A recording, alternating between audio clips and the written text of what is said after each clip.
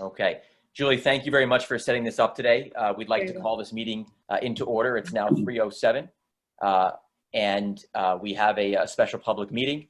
The first portion of any public meeting is the public comment, but given the executive order, this is suspended to the extent necessary to permit any public body to meet and take actions authorized by law without permitting in public in-person access to meetings and authorizing such meetings to be held remotely by conference call or similar service.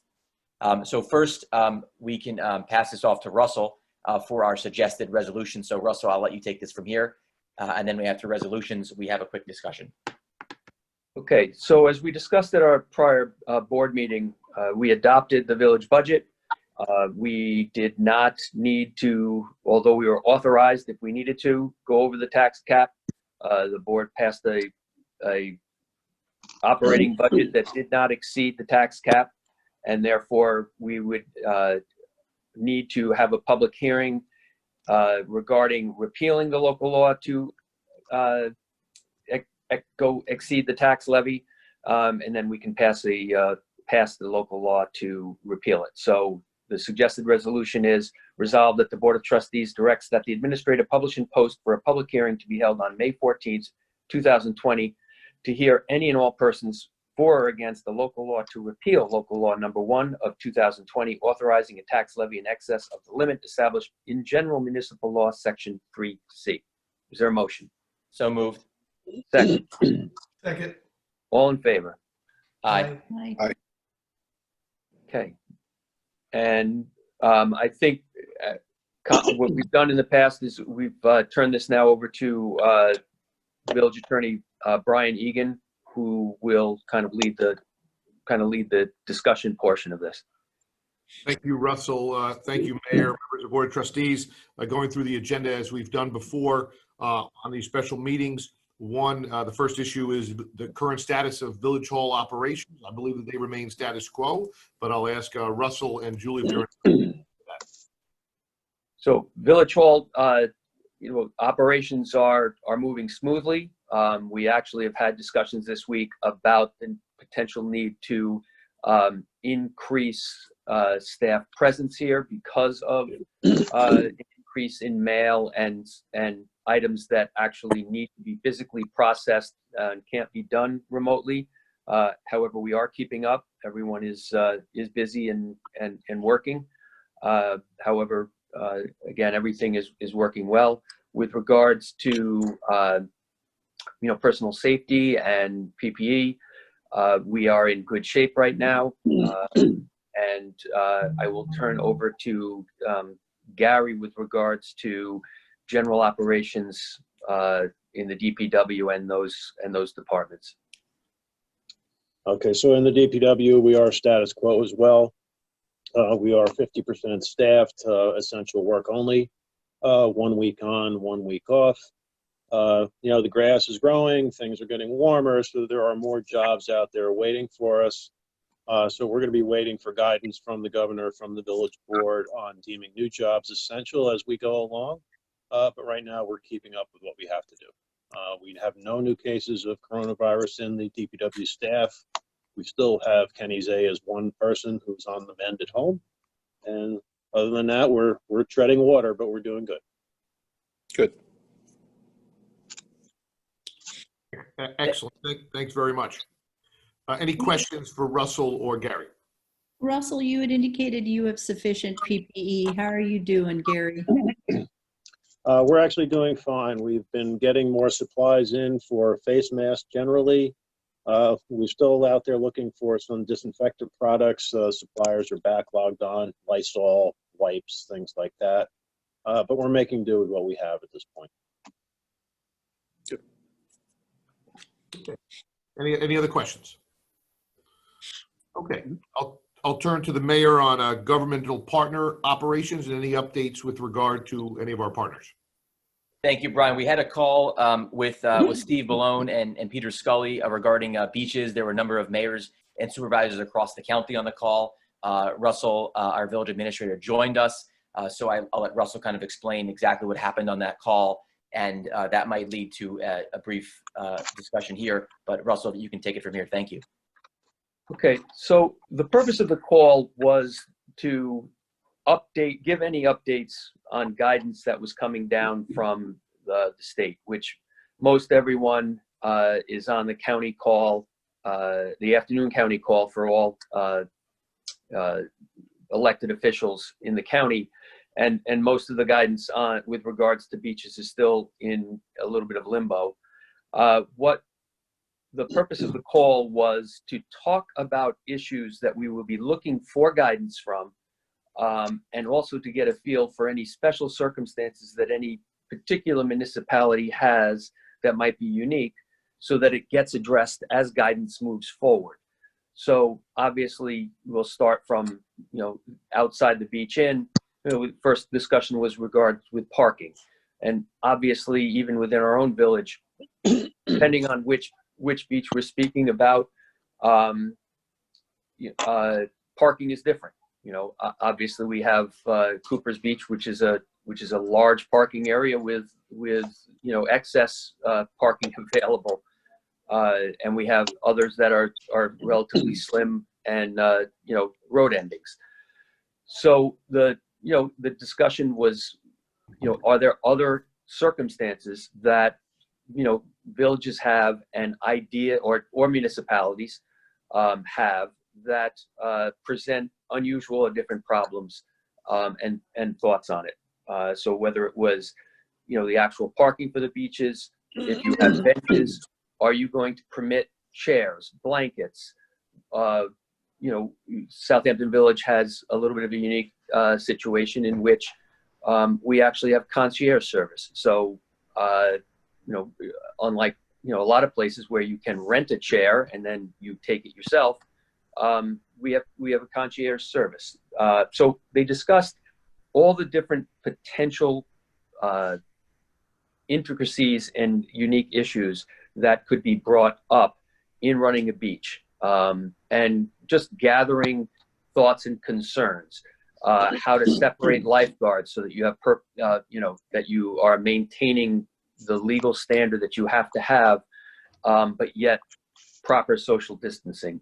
What protocols to put in place in the event that they do need to go in the water, or not even necessarily go into the water, if there's a safety issue that they need to deal with. So it was really a fact-gathering conversation in order for the county to deliver to us from the state as specific guidance as possible. So that's really kind of, again, some of the other things we talked about was restrooms. Do you do porta potties or do you not do porta potties? Do you have protocols in place for restrooms that have more than one stall or urinal in them? If you have concession, the difference between if you're running the concession yourself or you have a vendor that's running the concession. So these are the things that are getting prepared. All of the municipalities are ramping up, trying to proceed as normally as possible, waiting again for the guidance.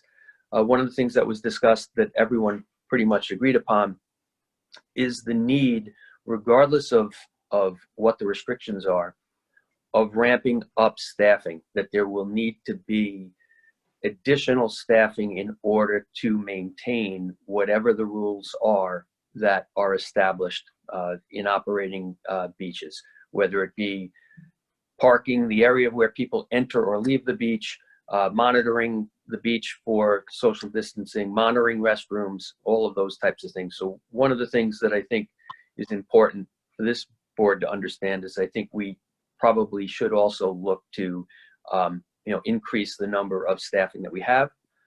When we do, I think it's important that we have conversations as to under whose supervision some of this goes, because quite clearly our beach operations is pretty much Cooper's Beach with regards to having active staff. So if we are having staffing at the other beaches, under whose supervision will that fall? Will that be TCOs under the chief's jurisdiction, or people that that report to code enforcement? Highways obviously oversees parts of the beaches. So those are the types of things that we need to kind of ready ourselves for as we move forward. Thank you, Russell. Do any of our board members have any comments about this discussion? I mean, part of the reason we got this meeting together today was to discuss, what to do, with our beaches and what to do with our parking. We'd love to be able to hear, from our team here and work together on how to approach parking, how to approach beaches, especially as they get busier and busier, how to approach the sale of beach passes, both to non-residents. And one of the things that came up on this call was that there are definitely differences between the way various municipalities are handling this. And Russell, again, could chime in, and so could our village attorney, Brian Egan, but really wanted to get some thoughts from our team here as to what we can do in order to address a growing concern from some residents and a point of interest from residents. All right, I'll chime in since it's been brought up. Clearly from our calls, there are different, from our county calls, with about 140 different legislators on it. There were differences in opinions of how people think they should proceed. I think Russell just pointed out something very salient, that some beaches on larger, like some county levels, or whether to open up or not, our main concern as far as staffing, which we'll have to look at others too, but clearly our municipal beaches, Cooper's. And he did point out that since we do have a concierge service, meaning that if we do give out, the discussion will be whether we do chairs and umbrellas, that can actually still occur, possibly, if we have our staff deliver and lay it out. So I think that's what Russ was alluding to, was that, that's ways we can look at to continue, I guess, life as normal when it resumes on the beach. I know people, an area of contention for a lot of people is they drive by Cooper's Beach and see vehicles in it, which this past Saturday there were plenty. I saw them myself, but I went up to the beach and looked, and the beach itself was spread about. Any groups were already together, were families, but certainly no clusters, and distancing was being observed. So I think a lot of people go by and see Cooper's and just presume that there's clusters of people. That's not the case. Actually, the amount of people I saw on the beach that given time wasn't really commensurate with how many cars were in the parking lot. I do think a lot of people use the parking lot to park and then go walking or riding or biking or whatever, even on the beach or on the neighboring streets. So I think that's important to note, because as Russ just mentioned, some of this is parking and sorry, call just came through. And I don't think that's an issue yet, and I don't think that will be an issue until we get closer to anywhere near opening the beaches. But, I think we have a good grasp on it. I think Russ has already been with the group, and our beach crew, our beach manager's been looking at this already for a month or so. So I think we have a good grasp on where our options are going forward. But I do think it's important to note that we do, I think, have a pretty unique situation compared to, let's say, even East Hampton. East Hampton representatives have clearly a different view than I think others do. And there are some on the western end of the county that have different views. So I think Russell pointed out we have our situation is unique of how we'll be able to handle it. And the staffing is something I think will have to be considered going forward, because we're going to need extra staff perhaps to monitor and or perhaps enforce certain things.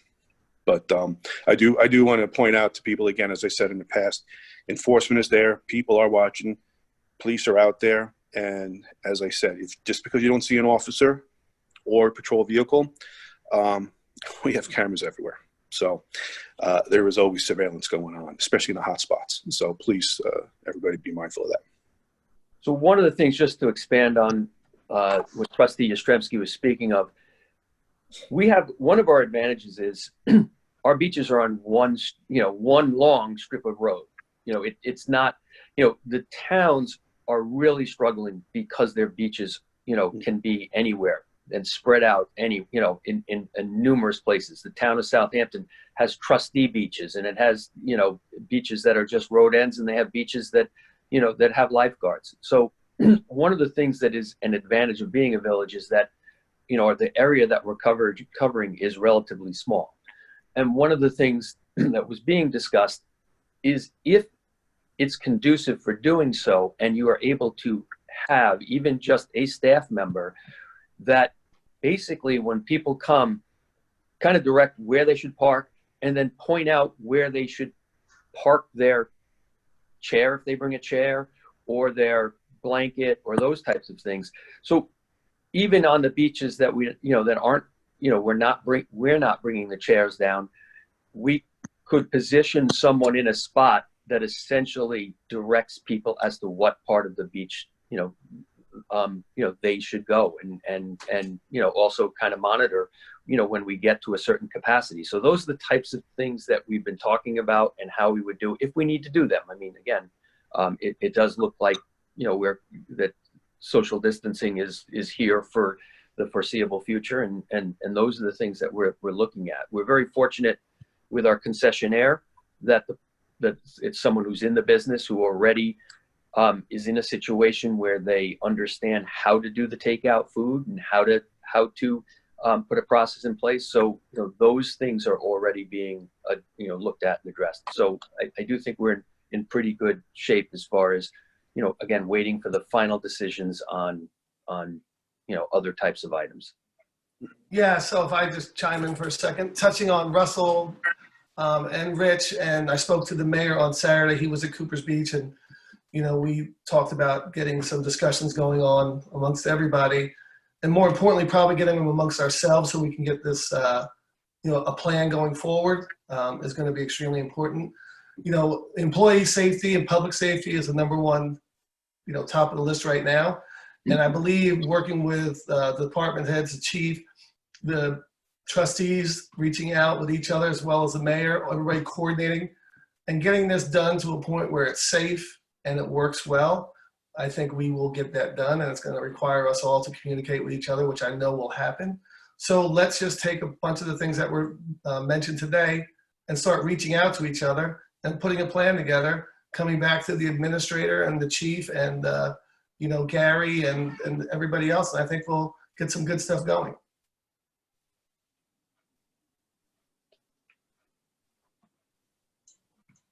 That sounds good. Thank you, Trustee Parrish. I think that's a great idea. We'll continue to stay in close communication, and then we'll address and brainstorm about the issues of how to deal with these issues that we've been discussing. And then we'll come back to the group here for next steps. And if anyone would like to join us on the call with the county executive regarding beaches, open invitation. So we'd love to include everyone. So on that call. So I guess I think that's good for this discussion. I don't know if there's anything else prior to adjourning the meeting. Russell, if there's anything else, we'd love to hear. If not, we can make a motion to adjourn. The only thing I want to add is just a little bit of an update. The discussion was about organized sports, as to whether or not, your little leagues and your soccers and those types of things. There are municipalities that have completely, canceled the season. I think that we right now are still in a holding pattern, and our organizations understand and are being helpful in that regard. Parades, pretty much everyone has postponed their Memorial Day parade. And then again, special events, I think we're staying in tune with special events. I think that, I don't have the list in front of me, but I think there's some communication out with a couple of decision points regarding changing some dates, if the board could look at that and get some feedback so that we could get that set up. And then and again, I just would ask that, especially Chief, give some thought to how we could cooperatively work if we need to have, additional monitoring at parks and or beaches, since, you know, ordinance and enforcement falls under police. It's probably the best place for this to be. But how we could cooperatively, you know, manage staff so that we can, you know, efficiently and appropriately and safely, you know, welcome the public, welcome our residences to our, you know, our parks, our beaches. You know, Gary, you've got to start to think about, you know, soon, you know, it's going to be a situation with benches. Again, we'll probably get guidance from, you know, the county and the state, you know, on those items, but, you know, whether there's, you know, type of signage we want to do or types of things that we want to do, that type of forward thinking. So, you know, that is pretty much it on the open spaces. I think it's important just to very quickly say that we still have not gotten any new guidance. And again, Brian, please step in with regards to the election. Can You know, I just how did- add something? Yeah. I just wanted to say that, Rich, in your discussion, you had mentioned on the calls, of course, there's an East Hampton view and a western part of the view. I was interested in understanding that a little bit more, and I just wanted to share that some of the concern I had been hearing from the residents, and I know others on this call, is that there'll be a great pent-up demand. It's not just the beaches, it's, as Russell mentioned earlier, it's will there be sufficient parking? So I just wanted to ask Rich if you had called a view that might be valuable for the public to hear. Well, sure. The view from the eastern portion is as because they have experienced an influx of people on the weekends as the weather has improved. So I think they're more of a stand down, close, you know, the access type of point of view. And from the westerly point of view, from another supervisor on the west end, again, would like to see no county parks open for the same reasons. And from where I sit, I don't agree with that. I guess I'm telling you, I don't agree with that concept. I do like to have as much access as we can, you know, possibly have, and safely do at the same time with actually what Trustee Parrish alluded to. So that's what I was referenced to. You know, an East End representative made it clear that they are having some issues because they have some state parks. You know, there, as Russ pointed out, some areas like the town has a multitude of beaches that spread out. Other municipalities have not just their own, but county and state, you know, park areas that are gathering. You know, fortunately, for lack of a better word, the only ones we have to monitor are our own. We only have village really at the park at the end. But so it's, you know, at this point, as Russ said, based on whatever direction comes from the state, because again, it comes down from there first, and the governor clearly is mapping out a way to softly open particular areas, but he's also, I think, made it clear, recreation areas, like even with lighting it up on marinas and so forth, he's made it clear that, I think, in my interpretation, that you know, life will eventually resume, and it will be tough. Will there be pent-up demand? Absolutely, but I'm not coming from the camp to shut everything down and keep everybody out, because I don't think that'll work. But go through and see what happens, and then if a problem does address it. And I do think we have the capability to address it. Thanks for sharing Probably that. a little like.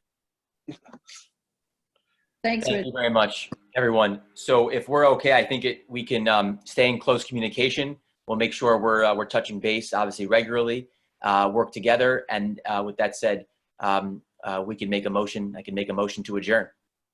So moved. Second, Second? all in favor? Aye. Aye. Thank you, everyone. Thank you, Julie. Thank you. Thank you, Julie, for setting it up.